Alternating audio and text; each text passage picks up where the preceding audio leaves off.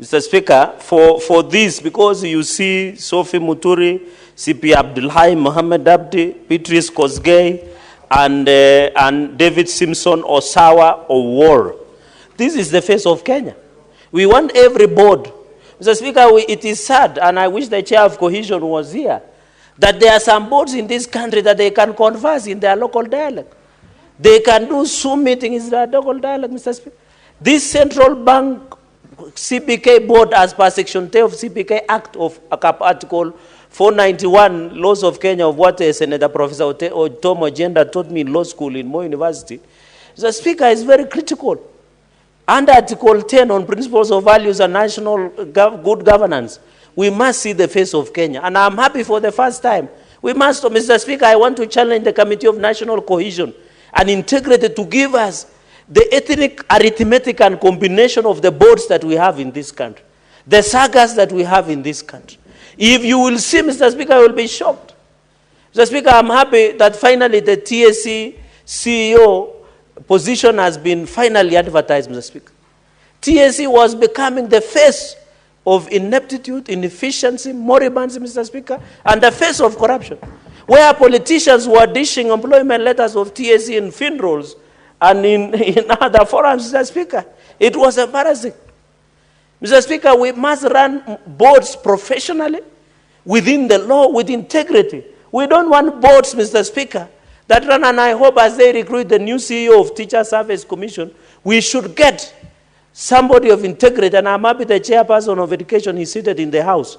Let us get the correct person, a person of integrity. We don't want like the current CEO who has been the face of inefficiency. Teachers now, Mr. Speaker, are suffering. In fact, the insurance, health insurance, they can't, Mr. Speaker, just like the police. And I'm happy there are teachers in this House, Mr. Speaker, like Senator Ogola. I think a number of people have been teachers, Mr. Speaker. That is why boards must be constituted in a proper, in integrity manner. Section 10 of CBK Act is very clear. Mr. Speaker, we have seen banks declaring devilish and unholy profits after every financial year, without telling us how much are they paying to Kenya Revenue Authority. We have seen, Mr. Speaker, to take bank loans in this country. And members of parliament will tell you this, who are seated here. It is not a walk in the park. It goes even, I was speaking to a businessman the other day somewhere, Mr. Speaker, and he was telling me he took a bank loan at 14% of a certain bank, but they renegotiated, it became expensive, 21%. And that is why even in parliamentary circle, where I have the board director, most of members of parliament take our loans because it's more cheaper than commercial banks. What is happening? Because when you hear Equity Bank, you hear Standard Bank, you hear Barclays Bank, or it's called ABSA, they are declaring 20 billion, 80 billion, 100 billion pre-tax. Mr. Speaker, I want to challenge the board in the oversight role. They must tell us what business are banks doing when Kenyans cannot do business. What are they doing? Unless they are doing money laundering, Mr. Speaker. Even microfinance, like what to credit, Mr. Speaker. The regulator, which is CBK, must look at some of these people, what to credit. There are a number of who give loans, small loans, Mr. Speaker, to the motorbikes, Mr. Speaker. Mr. Speaker, it's very unfortunate. Are you aware, I even call, there is one famous in our villages, there is one that they come and take your cow, your sofa sets, your TV. There is a microfinance that is run mostly by women. Even they take the roof, Mr. Speaker, under the supervision of the police. Where I come from, Mr. Speaker, families are breaking down because of the poor regulation mechanism by central bank. Mr. Speaker, marriages are breaking down. The strength of a society and a nation is a strong family. It is called Kenya Women. I think that's the title. They come and take everything. They take your clothes, they take your bed, the roof, the TV, the cows, everything, Mr. Speaker. And even the shoes. But I know when you go to Migori, Mr. Speaker, no one wants to wear the shoe after the incident that happened over the weekend. And I saw Senator Professor Tom Ojenda on the ground. He will tell me in camera what really happened, Mr. Speaker. So they take everything. We must be told when what to credit. You have been told, Mr. Speaker, that a number of young men take loan to buy motorbike. But you end up paying that motorbike to even 350,000 4 times. Under what to credit? And when they realize, Mr. Speaker, you're almost finishing paying for that border, that motorbike, Mr. Speaker, they come, that border disappears mysteriously. Mr. Speaker, we must be told this board is challenged to do their work of oversight so that we don't give microfinance entities and license and checkered a free hand to stifle and frustrate the small businesses in this country, Mr. Speaker. I know of a number even here in Nairobi, in Nandi. Most of the young men who are in border sector call me daily and ask me, Mheshimiwa, I had taken some money, I had taken a loan to buy a motorbike from Watu Credit. Before I finish my last installment, the motorbike disappeared. And when they report to police station, to our police, they collude, Mr. Speaker. No one is arrested. Same to Kenya women, Mr. Speaker. Somebody comes and, you know, us, in our respect, we are equated to cows, Mr. Speaker. In my culture, you are equated. Somebody like Kenya women comes and drives away a cow worth 120,000 Kenyan shillings, Mr. Speaker. In our local language, they say, it is equated, Mr. Speaker. It is equated to the respect, and somebody comes and take it over, Mr. Speaker. I want to challenge, Mr. Speaker, on the issue of oversight of the board. As you have said, they must reign on these microfinance entities. They must reign on these commercial banks. Mr. Speaker, it was sad, as I conclude, you saw the devolution committee. There are counties who run an unknown number of commercial bank accounts. Mr. Speaker, I saw, was it Bungoma, they had over 150 commercial bank accounts. Nandi has over 100. Why would the Bankers Association of Kenya, the CBK, under the, Mr. Speaker, under the law, the one on Public Finance Management Act, Mr. Speaker, and the chair of CPK is here. The counties are supposed to operate a minimal number, like special purpose account, that is allowed under the law for the World Bank. I'm just winding up, Senator Sifuna. Mrs. Can you protect me? I don't know why the SG of ODM is restless. And this is a very serious motion. What is it, Senator? He is throwing his hands around. I don't know what is the problem. Mr. Speaker. Because there is you have more 10 minutes. Yes. And we are paid to speak. That's Article 96. Any member contributing to this motion can get entitled to 20 minutes. But the Speaker corrected. He corrected me. Mr. Speaker, in what I wanted to say in conclusion, Mr. Speaker, is on the issue of commercial bank accounts that is being allowed for counties to open. For example, and I'm happy the devolution committee, I don't know whether CPK is also looking at that matter, Mr. Speaker. Why would somebody, what is the role of Central Bank Board, which oversight to allow Tana River to operate a number of commercial bank accounts without the supervision? 34. I'm told Tana River has 34. What about Kakamega? 200 Kakamega, Mr. Speaker. Why is the Central Bank of Kenya Board under Article Section 10 of the CPK Act 491 laws of Kenya, Mr. Speaker, allowed? That is the work of oversight that is provided under Section 10 of Central Bank Act, Mr. Speaker. Number 3, Mr. Speaker, was in the issue of governance performance, which should tell us and brief the nation, Mr. Speaker. We have been told that the inflation rate is looking better. The economy, Mr. Speaker, the exchange rate, for the first time, Mr. Speaker, the dollar against the shilling has stabilized with 130 shillings. And we thank the President Ruto's government for this issue of financial management, Mr. Speaker, and also in terms of ensuring that the governor ensures that they have an option of performance, Mr. Speaker. So the work of Central Bank of Kenya Board is now cut out, Mr. Speaker. And therefore, we want to challenge David Simpson, Owosawa War, Madam Bridget Koskei, CP Abdullahi Mohammed, FCPA Sophie Muturi, to rise up to the occasion under the chairmanship of the board of the Central Bank of Kenya, Mr. Speaker. We want our banks to do business, but not to profiteer or exploit Kenyans who are doing business, especially the SMEs, Mr. Speaker. And that is why the success story of the Hustler Fund. We want to ask, even as the board sets in, to ensure the conditions of loan borrowing by the small businesses, by the startup businesses, that they should even encourage tax holidays for the small kiosk businesses in Kirinyaga Road here in Nairobi, for some small businesses in Namgo in Nandi, Mr. Speaker, for some businesses in Mombasa or Vihiga in Majengo, Mr. Speaker, so that that young man that young woman who doesn't have collateral security like title deed, like logbook, can walk into a commercial bank, get fair conditions of loan, and be able to start up a business and build a serious empire in this country, Mr. Speaker. With those very many remarks, I support and commend the Committee of Finance and Budget for the job well done. Let the board settle in and ensure there is a transformative finance and management of the Central Bank of Kenya. I thank you, Mr. Speaker. Thank you. We have one more member.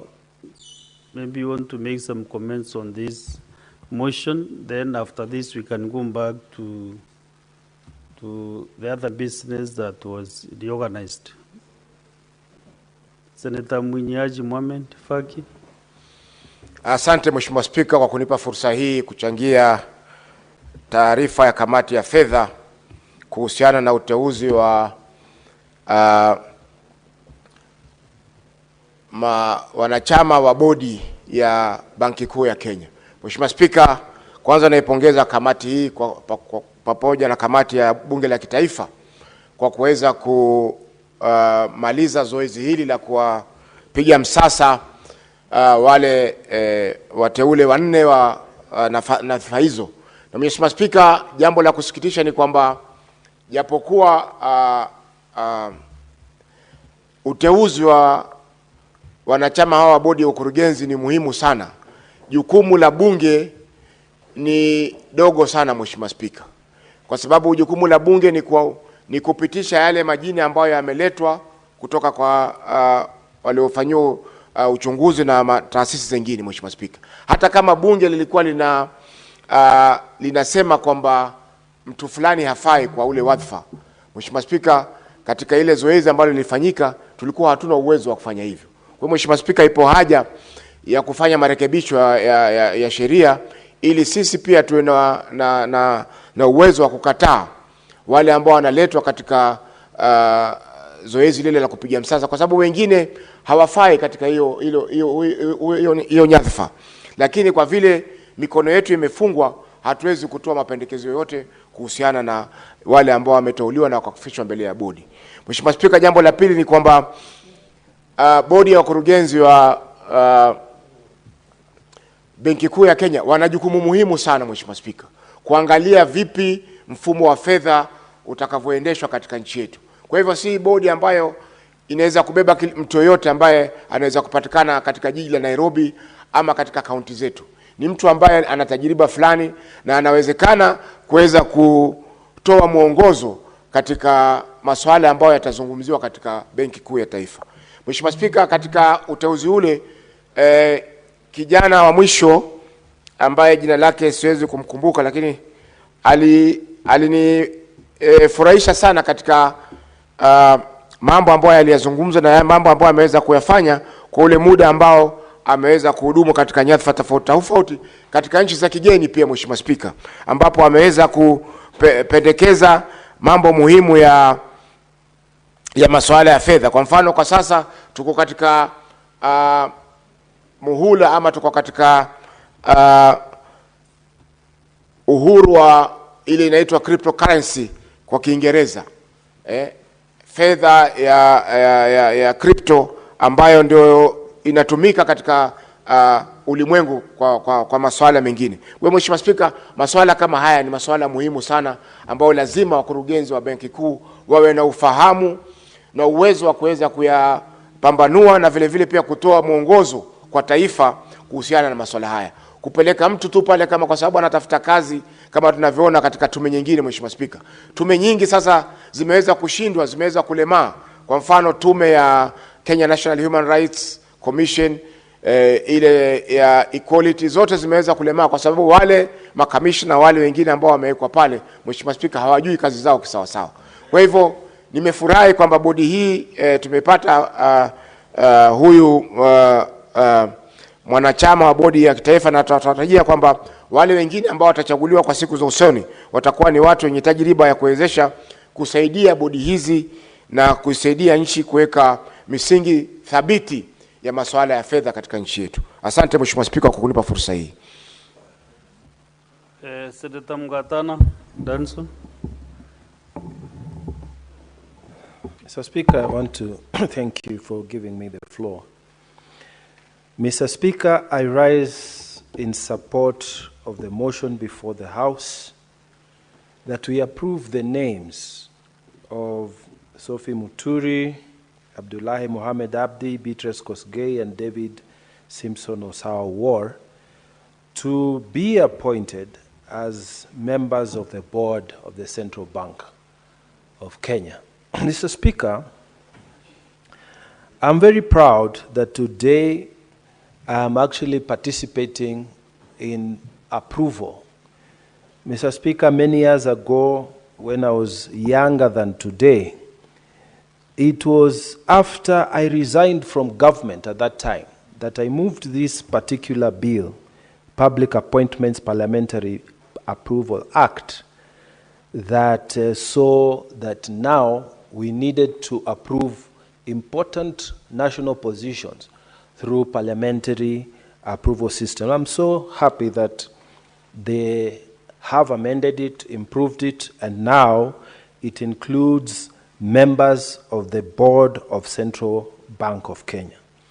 To disclose my interest, Mr. Speaker, the chair of this board, Mr. Mukite Musangi, is a good friend and a person we went to school for 6 years, and a man of great integrity. So as I'm speaking here, Mr. Speaker, I know he's listening where he's seated. There are two issues. First of all, I believe the 4 people who have been nominated, they have very, very good CVs, and I will not dwell on that. But Mr. Speaker, I wanted to dwell on 2 issues of the board of Central Bank and the work these 4 nominees are going to have to face as they take up their responsibilities. Mr. Speaker, the board of Central Bank is supposed, number 1, to oversight the Central Bank of Kenya management led by the governor of the Central Bank. Mr. Speaker, may I say that Governor Thuge so far has performed well, and I am happy that he has stabilized the financial and the monetary situation in this country. However, I want to focus on the board of directors of CBK. Their first role is oversight, Mr. Speaker.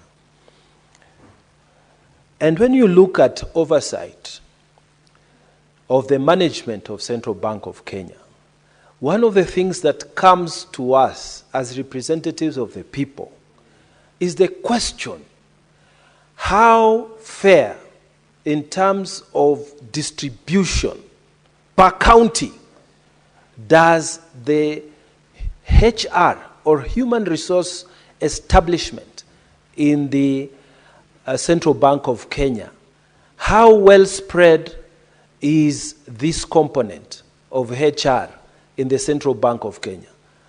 Mr. Speaker, the question that this board and this new team must come to ask in those board meetings as they look at the management, they should ask how many people are working in the Central Bank of Kenya from Tana River County, for example, from other counties, Mr. Speaker. How well spread are people? The HR component of Central Bank, Mr. Speaker, has not been well spread across the country. And Mr. Speaker, this needs to be corrected, not yesterday, not tomorrow. It needs to be corrected immediately.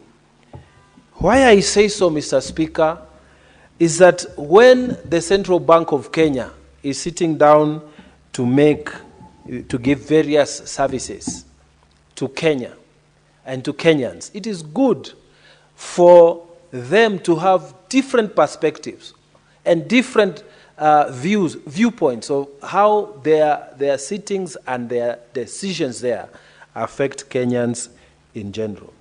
So, Mr. Speaker, it is my prayer that the new team of Sophie